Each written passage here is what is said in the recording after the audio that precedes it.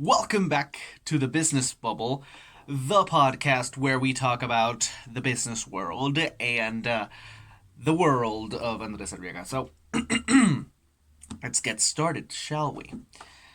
On this episode, we're going to be talking something not very pleasant, but at the same time, it's a huge opportunity and something that a lot of people kind of look at me weird when I say that. But it's basically because of this.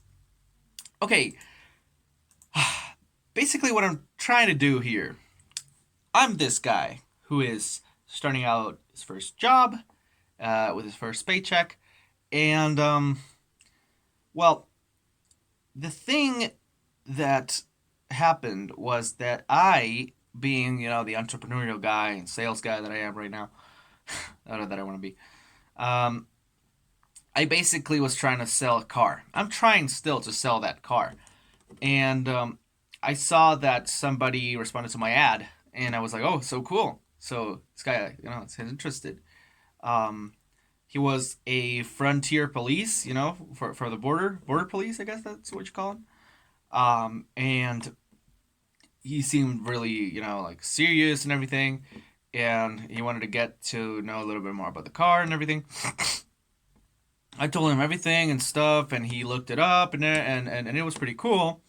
The thing was that, well, he wanted to like deposit you know the like half of the money, so that he had the car, whatever.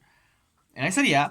So he called me, and the idea was that he would deposit to my account so that then I could deposit it to my associate's account, or the guy who has the actual car. It's not my car, by the way. It's another guy's car. So that was the idea, He was going to deposit to me, and then I was going to deposit to my friend. But what happened was that in the middle of the call, gosh, I can't believe it. One of those, it was a call between me, that one guy, and another guy, and that other guy was the bank guy.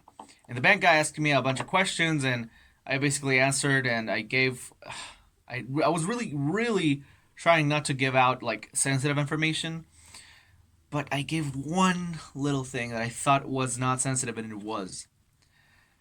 Oh, I'm such an idiot. And that happened, and then, well, the rest is history. I basically lost my first paycheck. It was my first paycheck for 15 days, right? So in Costa Rica, some companies they give out the paycheck in 15 days, meaning 2 weeks. So my first 2 weeks are gone. That's pretty bad, but at the same time, I was always thinking about this. I think it's a great opportunity. It's like one of the greatest opportunities ever, and I'm going to tell you guys why. So my perspective and my thoughts about this whole thing reside basically on the Rich Dad Poor Dad book. If you guys have not read that book, I 1000% recommend it to you. 1000.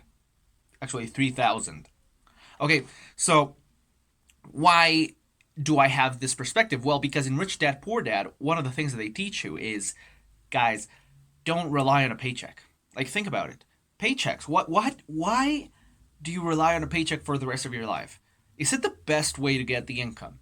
I think it's not. I think that just like it happened here in Costa Rica, my dad's pension fund got cut to like a third because some politicians decided to do that because they could, because we're going through a financial reform. So guess what? He worked all his life, and now his pension is going to be cut to a third. Period. Because he lived on a paycheck for all of his life. He really didn't invest in assets and a lot of things that Rich Dad Poor Dad said, and I really want to do that. Now, having that said, one of the things that they teach you there is that you don't really need a paycheck. Like, there are other ways that you can make a living, an income. There are more creative ways, and they are usually harder in some aspects, but you have more freedom. You actually own that thing that is getting you the money.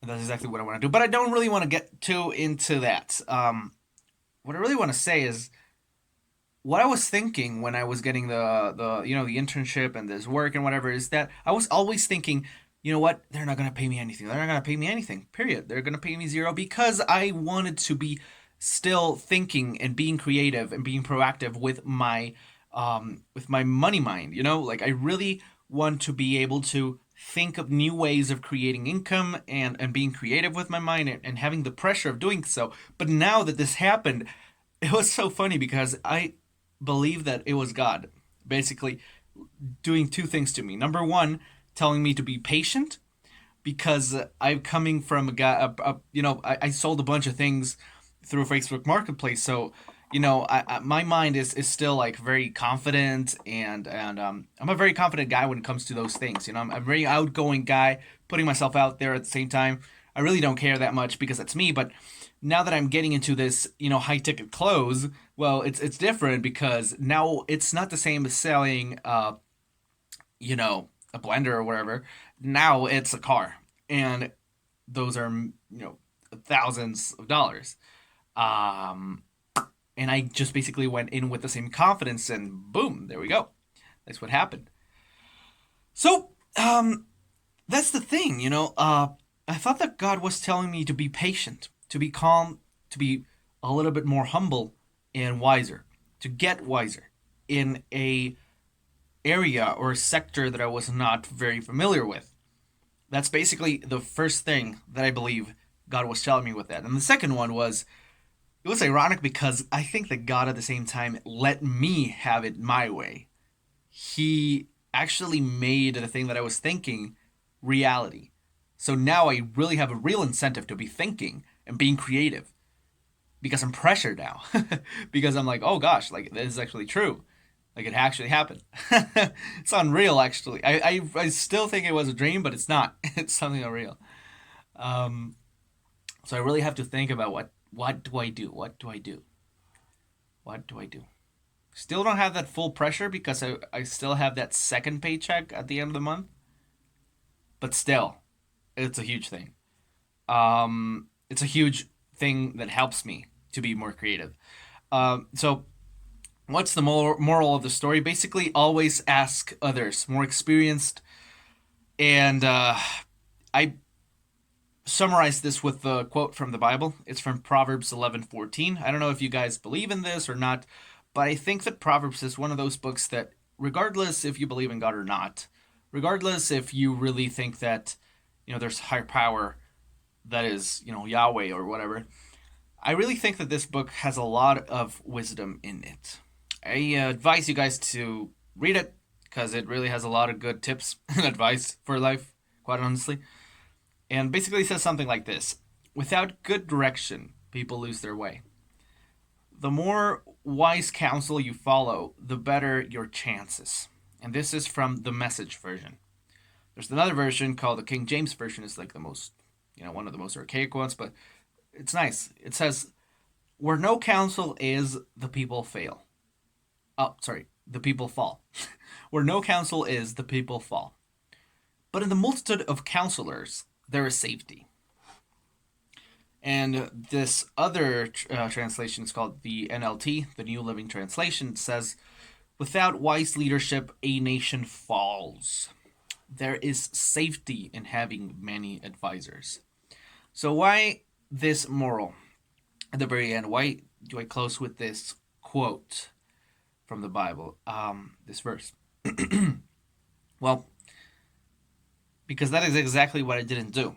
I didn't ask for, you know, advice. People who were already there, who already sold cars. People who have a lot of experience, like my parents, who have sold a lot of cars, who know about life and its traps. And other people, actually. I didn't ask because I'm very bold. I'm extremely bold when it comes to doing things like this, investing and selling and going out and out into the world, because I think that throughout my life, my parents really took care of me, but at the same time, they kind of like, because we were in such a good position in the sense of, like, they both had a job, and I was going to school and everything. It was like a very peaceful way of living. I felt that other people were getting out into the world and I wasn't, because of necessity. But but I didn't have to, because we didn't have to. Thank goodness, it was a blessing.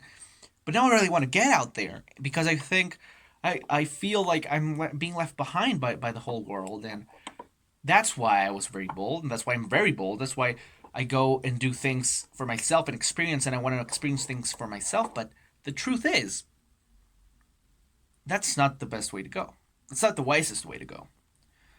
What I should do is really calm down, have patience, have a little bit more humility in the sense that I really should think of what others have to tell me before experiencing it myself. Even though it's really good, it's great to experience things for yourself and do things and be proactive. I think that doing that after you have asked people for advice and warnings, I think that's like the best way to go.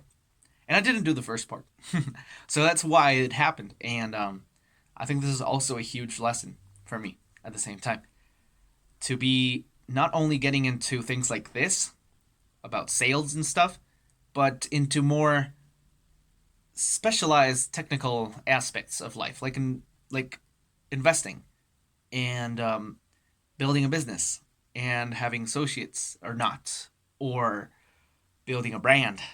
Things like that that you have to really get into the world. And there are a lot of people that want to scam you and get to you and things. That's gonna happen, and that's great because now I've learned the lesson in a very early age, and with not that much money. Um, so yeah, $500 by the way. Yeah. So yeah, that happened, and yeah, I'm pretty glad. I'm pretty happy that it happened. A lot of people are like, "What the fudge, man?" But I'm like, "Yeah, sure. I mean, it's like one of the best opportunities in life to be learning things. Like now, I've learned three things just from this thing, and I believe I've grown stronger and wiser because of it. Thank God. Thank goodness. Um, well, I thought it was a bug there. So well, that's basically the thing that I wanted to talk to you guys about.